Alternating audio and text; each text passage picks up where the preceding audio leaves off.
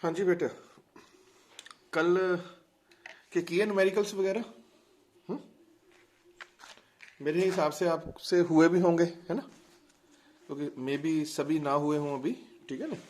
तो इसमें ना घबराने की ज़रूरत नहीं है बेटे, कि अभी एक्चुअली ये क्लासेस की वजह से मुझे दिक्कत आ रही है थोड़ी सी, ऑनलाइन की वजह से। क्योंकि नहीं तो जब ऑफलाइन के अंदर तो एक भी क्वेश्चन ऐसा नहीं होगा, मैं सच्ची बता रहा हूँ, एक भी ऐसा जिसके अंदर आपको पेन भी उठाना पड़े। ठीक है ना मेरी बात? तो आप करें ट्राई, 60 70 80% जितना भी क्वेश्चन हो गया अच्छी बात है। जो नहीं होते तो आप मुझे प्रॉब्लम्स भेज दिया करें। ठीक है ना? और जैसा भी है मुझे आपको समझाऊंगा फिर मैं। ठीक है ना जी? और बस मिलने पे अब हो जाएगा, मुझे लग रहा है कि सेटिंग से बैठ जानी चाहिए महीने 1.5 महीने में, और उसके बाद सारा कर लेंगे अच्छी तरह से। क्योंकि ये सब चीज़ें जब तक आप लॉजिकल नहीं करोगे कोई बेनिफिट नहीं होता। ठीक है ना जी? चलिए, लो अब ना आज अपने एक तो कॉन्सेप्चुअल प्रॉब्लम करवा दूं, एक शॉर्ट वेरी शॉर्ट करा दूं।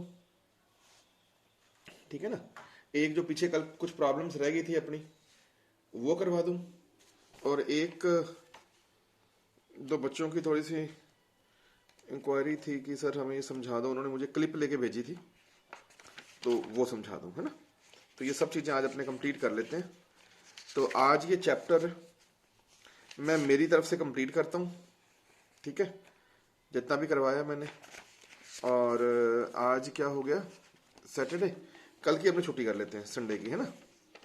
और मंडे तक, ट्यूसडे तक, जैसा भी ठीक लगे आप मेरे को वो भेजो भी, सर ये प्रॉब्लम है हमारे को, है ना? तो मंडे को या ट्यूसडे को एक प्रॉब्लम डे रख लेंगे। और साथ में फिर मैं आपको इसका एक टेस्ट भेज दूंगा। ठीक है ना? तो आप अच्छी तैयारी करके अपने आप वो टेस्ट देना, एंड उसके बाद फिर अपने जो है नेक्स्ट पार्ट स्टार्ट करेंगे। ठीक है ना? अच्छा, इसमें बेटा एक तो ये वाली इंक्वायरी थी, मैं आपको नोट्स पे दिखा देता हूँ ये वाली चीज़ कैसे आई। ठीक है ना? इसका मतलब ये है बच्चों, समझो, ये वेलोसिटी है, ये टाइम है। वेलोसिटी टाइम में स्ट्रेट लाइन नहीं है, कुछ भी है, तो आप समझ ही गए कि ये नॉन यूनिफॉर्म मोशन है। कॉमन सेंस है। अगर वेलोसिटी टाइम में ऐसा ग्राफ है, 1 नंबर पेज, है ना? तो वेलोसिटी टाइम के अंदर ये जो ग्राफ है, इसमें ये हो गया टाइम dt। इसको वेलोसिटी कोई भी v मान लेता हूं। तो बस मैंने आपको यहां पे यही बताया था बेटे, what is the area of graph.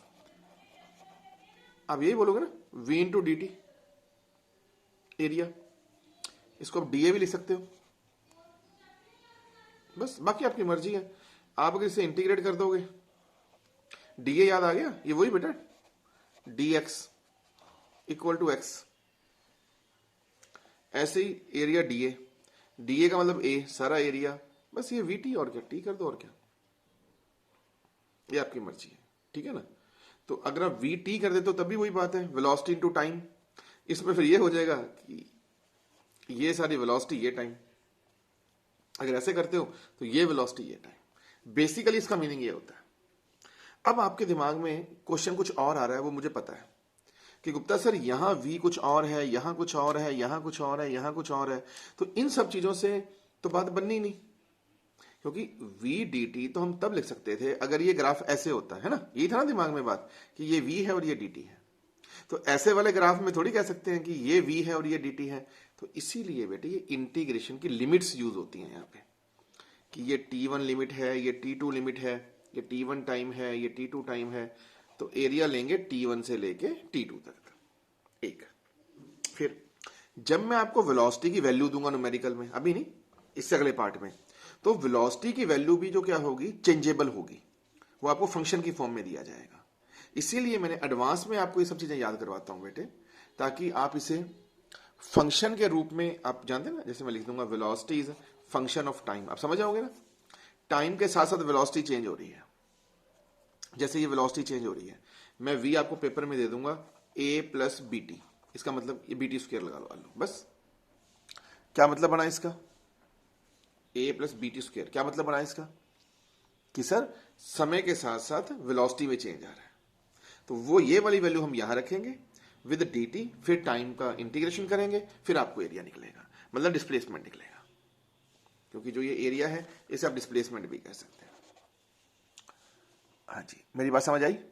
Clear? ये चीज है।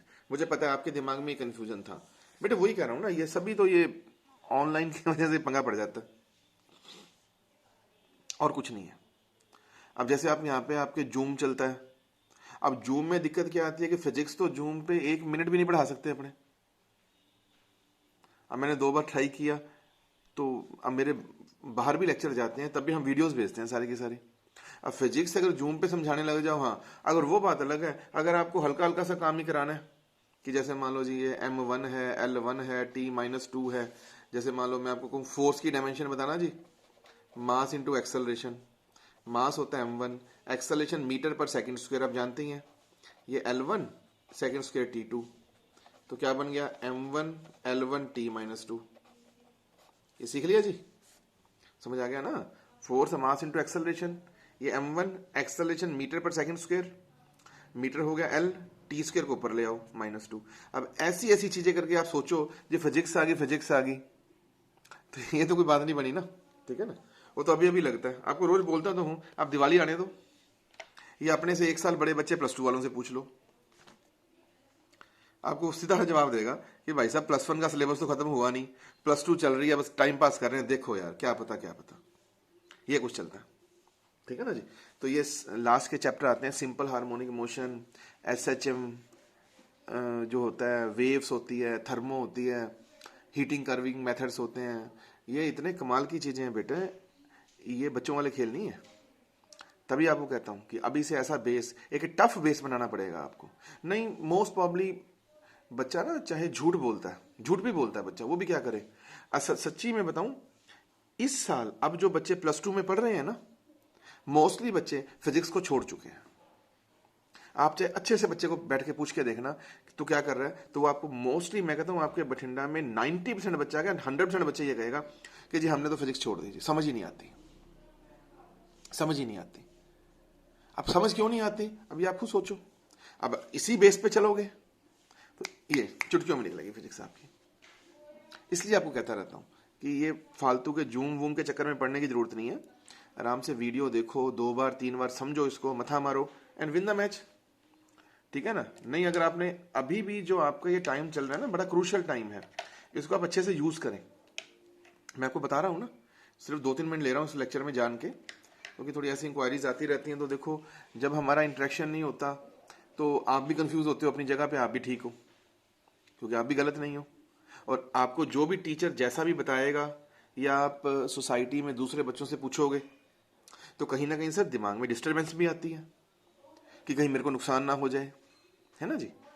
तो मैं आपको 2-3 चीजें क्लियर कर दूं। फर्स्ट ऑफ ऑल, आपका एक एक न्यूमेरिकल उंगलियों पे कराऊंगा।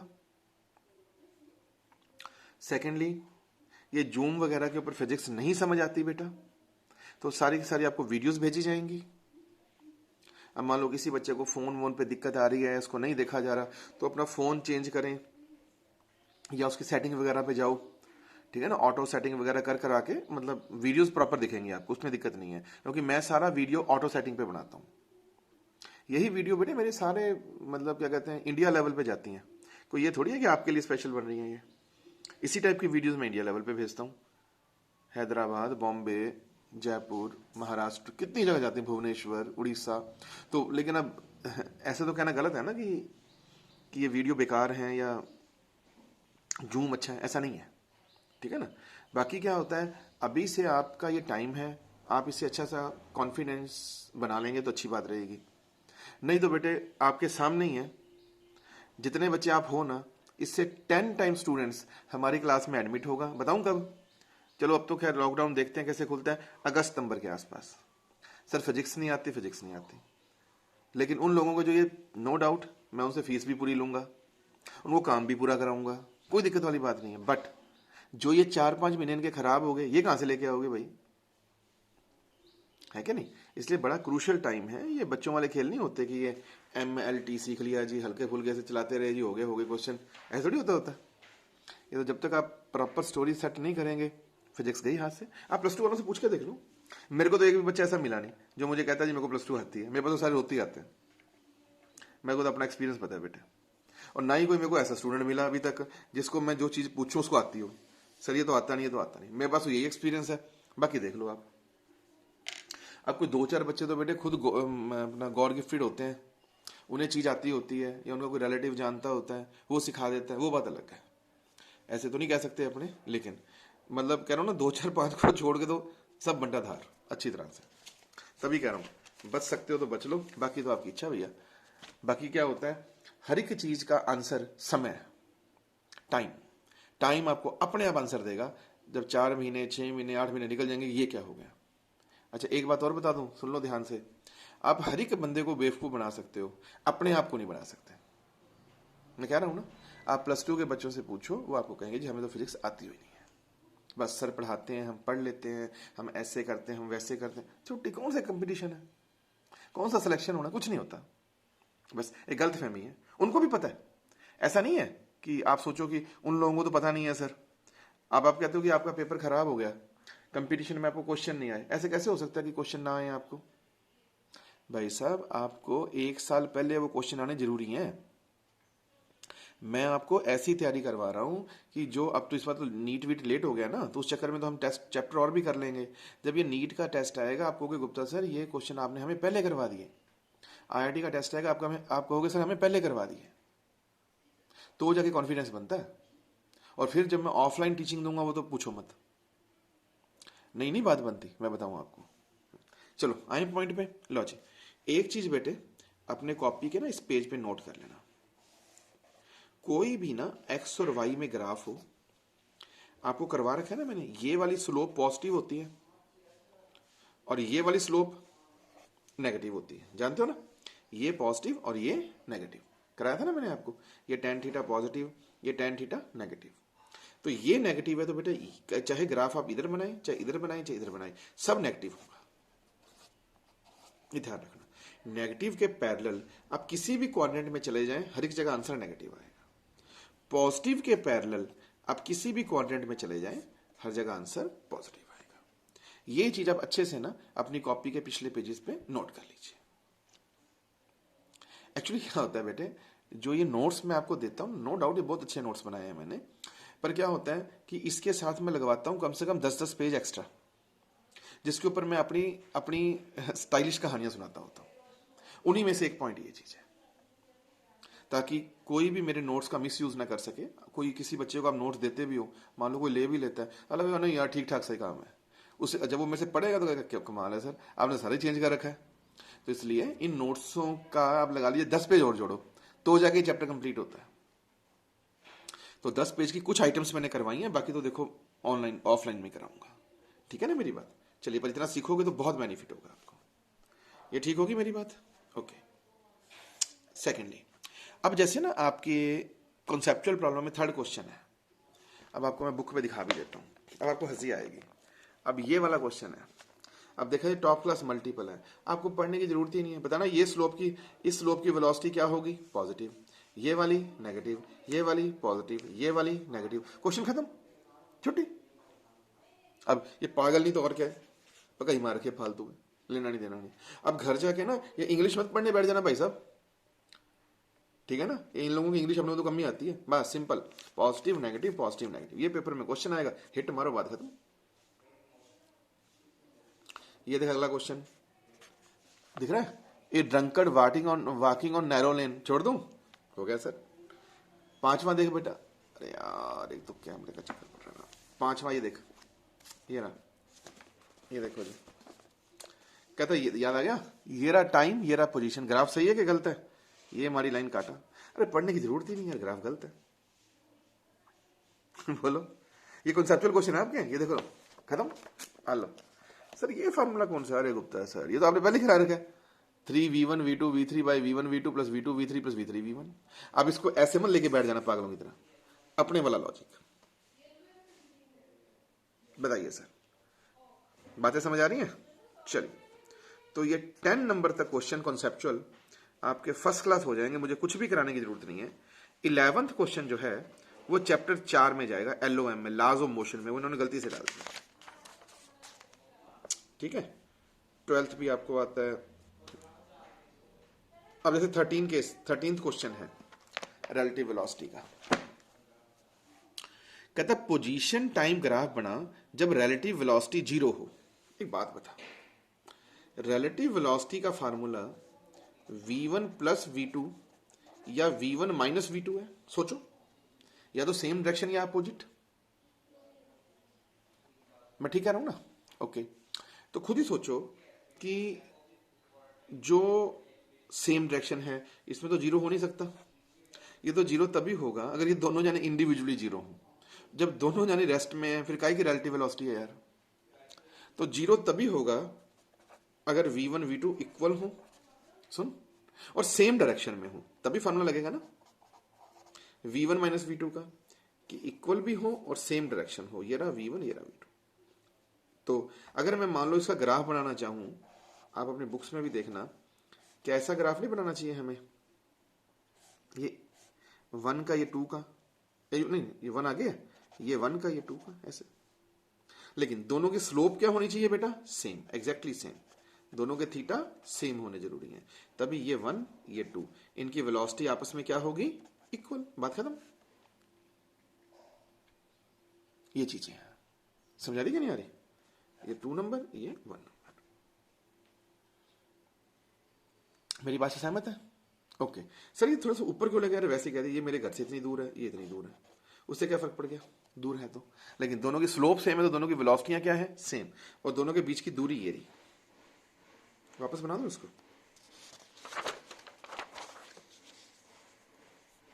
ये देखो, ये रहा पोजीशन, ये रहा टाइम, ये एक, ये दो, बस ऐसे बना दो और क्या।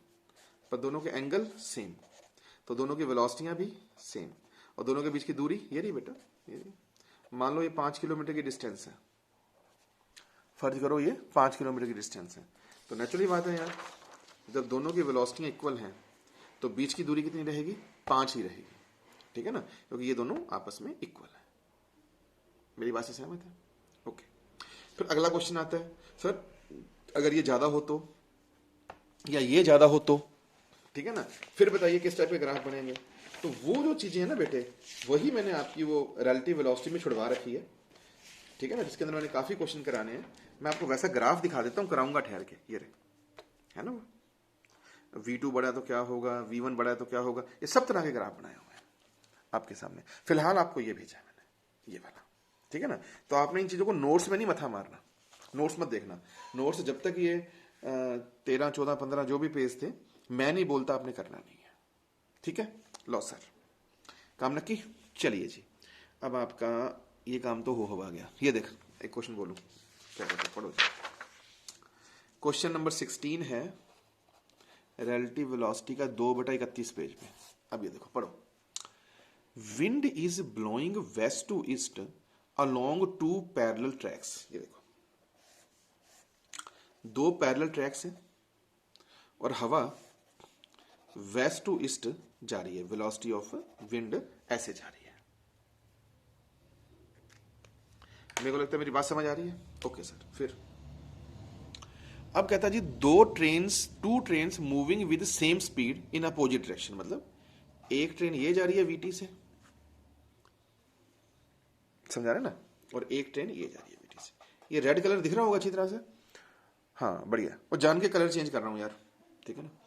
तो दोनों जानिए अपोजिट डायरेक्शन में।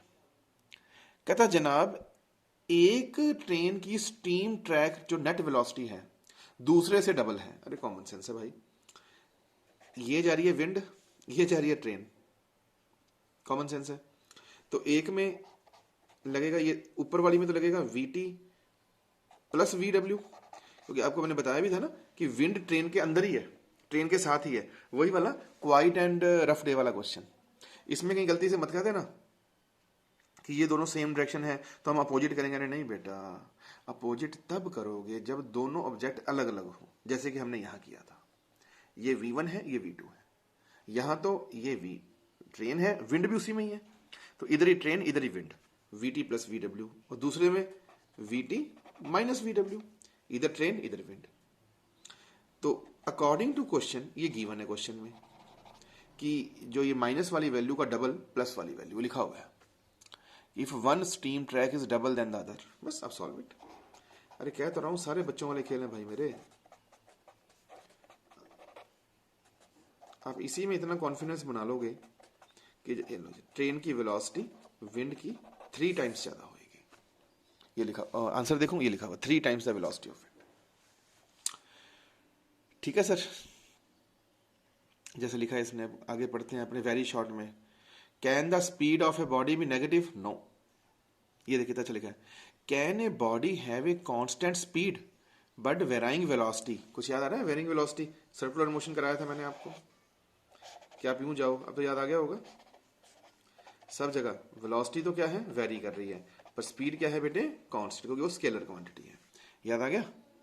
ओके। अब देखो जैसे ये क्वेश्चन दिया हुआ इसने, दिखाता हूं आपको कि क्वेश्चन नंबर 12 है शायद, हाँ। डिस्प्लेसमेंट टाइम में कहता है ये ग्राफ बताओ सही है कि गलत है। मैंने आपको बारी बारी एक ही चीज सिखाई है, जब भी एंगल लेना है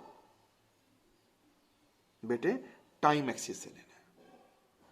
ये समझ आ गया ना? हवा बीच में है इसलिए ये प्लस और ये माइनस किया है, ठीक है ना जी। तो टाइम एक्सिस से बताना कितना एंगल होगा इसका, 90। मजा आया? और tan 90 कितना होता है, इनफाइनाइट, नॉट पॉसिबल। तो ये ग्राफ गलत है, ठीक है ना जी। उसके अलावा जो क्वेश्चन मुझे दिख रहे हैं, मुझे नहीं लगता उसमें कोई प्रॉब्लम है ना भाई, सारे कर लोगे। ये देखो, what do you understand by positive and negative time? ये भी वही है कि सर पॉजिटिव टाइम का मतलब फ्यूचर, नेगेटिव का मतलब पास्ट। ये देखो 22 क्वेश्चन है, आपकी किताब की जो लैंग्वेज में बोल के देता हूं, अगर आपने दिमाग लगाया तो बेटे देखो मैं कह रहा हूं ना, बुक के पीछे चलोगे फिर तो ये समझ ही नहीं लगने। 2/32 क्वेश्चन 22, 2/32 क्वेश्चन है। लो ये मैं करके देता हूं आपको, देखो बनती है बात, देखें करके क्या कहता है, ध्यान से सुनना।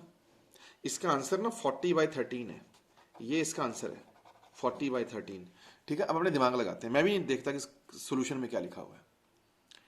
ए boy walk to his school at distance 6 kilometre with speed 2.5 kilometre per hour. देखो एक बच्चे का ये घर है, ये स्कूल है, बच्चा घर से स्कूल जा रहा है जो 6 किलोमीटर है और इसकी वेलोसिटी है 2.5 किलोमीटर पर आवर, ठीक है जी।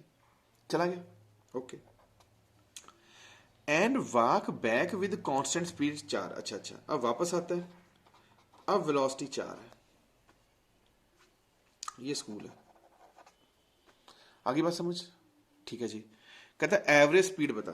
भाई मेरे एक बात तो बता, तुम यहां से यहां गए फिर यहां से वापस आए, दोनों केसों में दूरी क्या है, एस क्या है? अरे सेम, जाते हुए भी 6, आते हुए भी सेम। और जब कुछ याद आ रहा है, S1 S2 S, जब ये S1 S2 S S same होते तो क्या फॉर्मूला लगता है, 2V1 V2। अरे भाई साहब कितनी बार तो कराया था, V1 प्लस V2। लगेगा कि नहीं लगेगा? तो दिख रहा है आपको कि नहीं दिख रहा? थोड़ा पेज ऊपर कर देता हूँ ना, अब दिख जाएगा, है ना। तो जरा बताना कितना आंसर आएगा, 2। व्हाट इज V1 बताना, 2.5। ऐसे मजे लो, V2 4, V1 plus V2 6.5, cancel. 5 से गया 13, कितना आ गया, 5 × 4 20 × 2 40, 40/13। मजे आ रहे हैं? That is my point. अब ये नहीं कि बुक को लेके बुक के पीछे पड़े रहो, फिर नहीं समझ आना। ठीक है मेरी बात? चलिए सर, अब आइए शॉर्ट आंसर में। ना भाई कोई खास वाली बात नहीं लग रही। जैसे कहता है स्पीड वेलोसिटी में फर्क बताओ, वेलोसिटी टाइम ग्राफ का एरिया क्या होता है, डिस्प्लेसमेंट। आता ही आपको, तो सब करवा दिया मैंने आपको।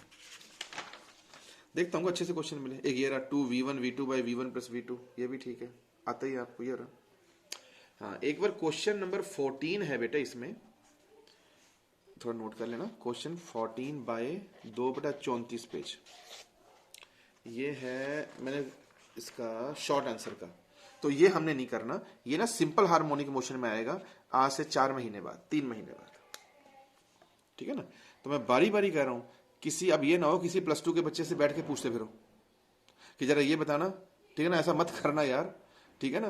और जो +2 का बच्चा मेरे से ना पढ़ा उसे तो वैसे ही प्रणाम कर लो, ठीक है, नहीं तो मेरा सारा बेस खराब कर दोगे यार। मेरे को बहुत डर लगता है यहाँ पे। नहीं बेटे, मैं किसी को कमेंट नहीं कर रहा कि मैं अच्छा हूँ बुरा हूँ, ये नहीं होता, बस जो है तो है यार, अब क्या करें, ठीक है ना। तो प्लीज़ आप मत करना ऐसे।